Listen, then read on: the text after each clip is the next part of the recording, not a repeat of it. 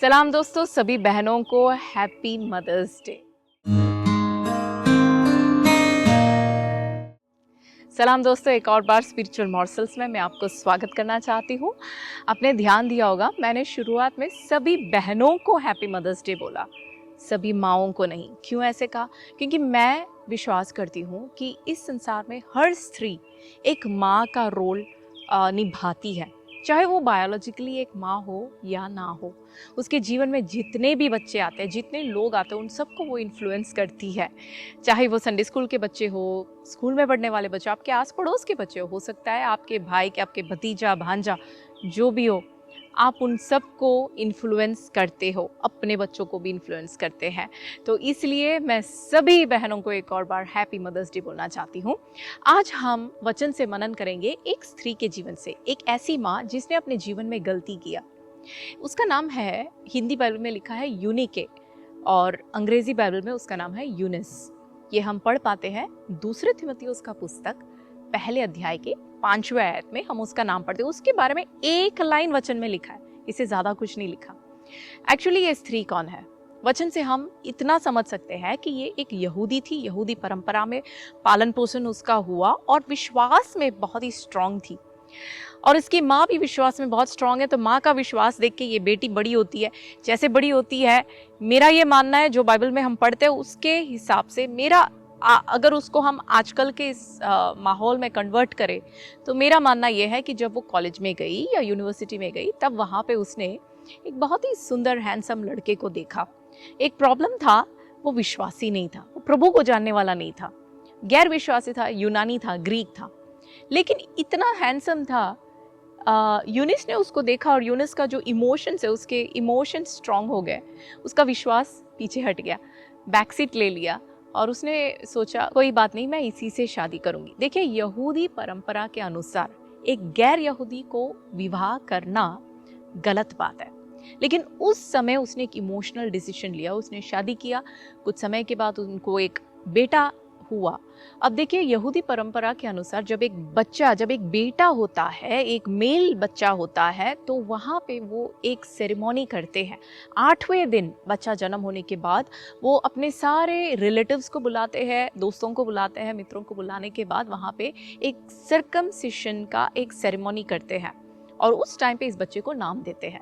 तो ये मेरी कल्पना है कि यूनुस सोचती होगी कि बेटा हुआ है, 8वें दिन हम बहुत बड़ा प्रोग्राम करेंगे। सोच रही होगी उनको बुलाएंगी, इनको बुलाऊंगी, ये खाने में ये सब ऑर्डर करना है, ऐसे सब प्लान करी थी। उसके हस्बैंड ने देखा, उसके हस्बैंड ने पूछा क्या हो रहा है? उसने बोला देखो बेटा हुआ है, 8वें दिन सर्कमसिशन का सेरेमनी करना है।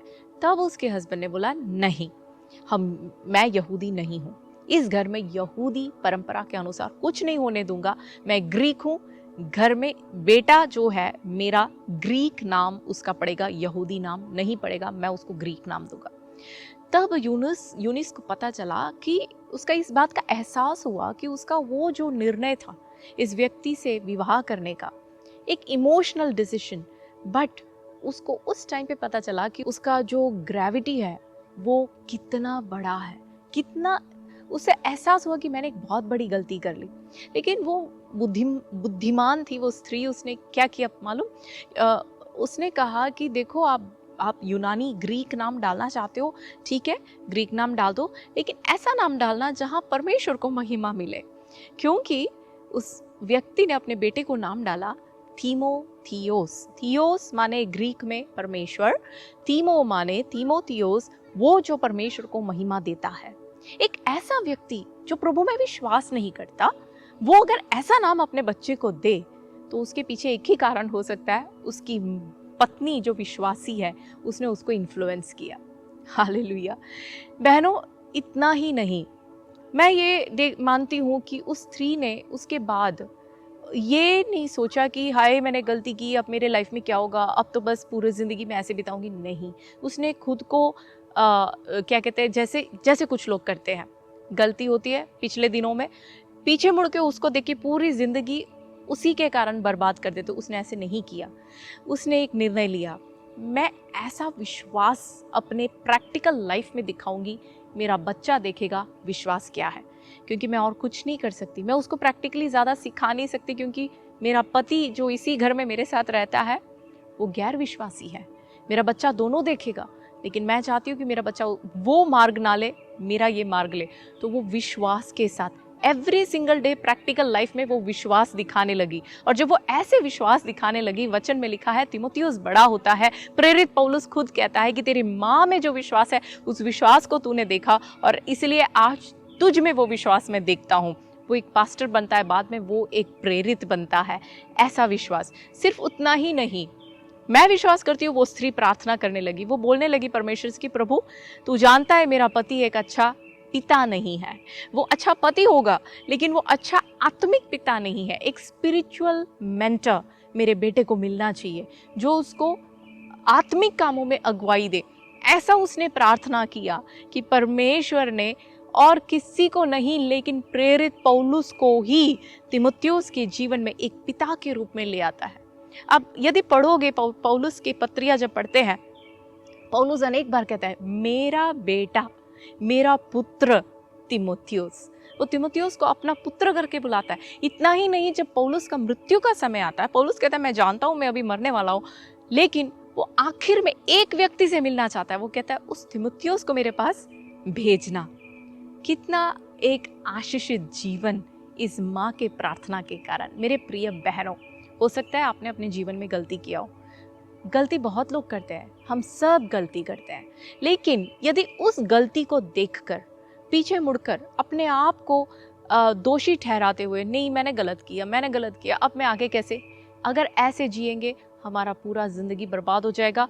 प्रभु जहाँ चाहता है वहाँ पहुँच नहीं पाओगे।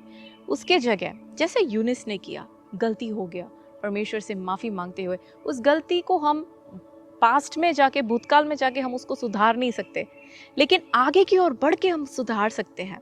विश्वास के साथ जियो, प्रार्थना के साथ जियो, ऐसे जियो कि अपने बच्चे आपके जीवन को देख के, हो सकता है आपके घर में दूसरे विश्वास के लोग हो सकता है आपके घर में प्रार्थना करना अलाउड ना हो, लेकिन यदि आप विश्वास प्रैक्टिकल लाइफ में अपने बच्चे को दिखाओगे, आपके बच्चे प्रभु में विश्वास करते हुए आगे बढ़ेंगे। प्रार्थना करें। परमेश्वर पिता, मैं इस वक्त मेरे आवाज़ को सुनने वाले हर एक स्त्रियों को आपके हाथों में समर्पण करती हूँ, खासकर उन बहनों को जिन्होंने अपने जीवन में गलती किया है और उस गलती के कारण खुद को दोषी ठहराते हैं, अफसोस, हर रोज अफसोस में जीते हैं। मैं आपसे प्रार्थना करती हूँ परमेश्वर उनको बल दे, उनको खड़ा करे, उनको विश्वास के साथ आगे बढ़ने में तुम मदद करे। प्रार्थना सुनने के लिए धन्यवाद, यीशु के नाम में, आमीन। God bless you.